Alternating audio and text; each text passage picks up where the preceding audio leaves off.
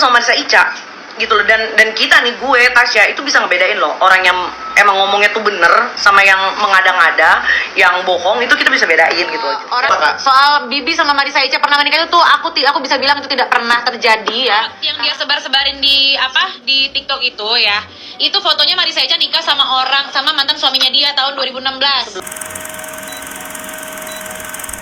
Yolo Ine pastikan bahwa ucapan Yoke tentang pernikahan almarhum Bibi dan Marissa Ica adalah fitnah. Hal ini Yolo ungkapkan melalui siaran langsungnya.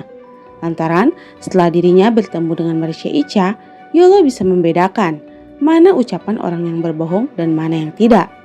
Dan di sini, menurut Yolo, ucapan Marissa Ica lah yang benar. Karena pada saat Yolo Ine ingin mempertemukan Yoke dengan Marissa Ica untuk bertemu dalam sebuah podcast untuk klarifikasi, nyatanya Yoke tidak datang dengan alasan takut karena Marissa Ica punya jenglot untuk bisa melakukan guna-guna ke orang-orang. Sungguh, alasan ini sangat tidak masuk di akal. Yolo pun hanya bisa berpesan kepada Yoke untuk berhati-hati dalam berbicara, karena jejak digital itu akan terus terekam abadi. Takutnya suatu hari nanti Gala sudah besar dan tiba-tiba ia melihat berita ini di media sosial, pasti hatinya akan sedih. Lagi Tasya ini mau meluruskan apa yang dia tahu itu fitnah. Marissa Ica itu sahabatnya Vanessa, Bibi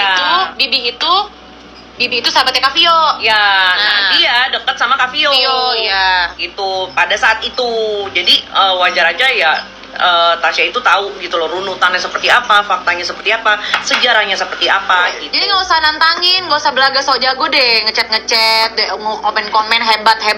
Saya bukan orang hebat, Yoke. Saya bukan orang hebat. Karena aku tuh nggak suka dia bawa-bawa orang yang udah meninggal. Aku nggak suka bawa-bawa almarhum tuh, aku nggak suka. Tapi sekali lagi aku bilangin, aku menganggap Fuji dan keluarga Fuji itu udah kayak keluarga. Aku sama Fuji itu deket banget. Dia udah aku anggap kayak adikku sendiri. Jadi aku bilang udah aku pastikan itu tidak benar, ya. Fitnah, itu fitnah.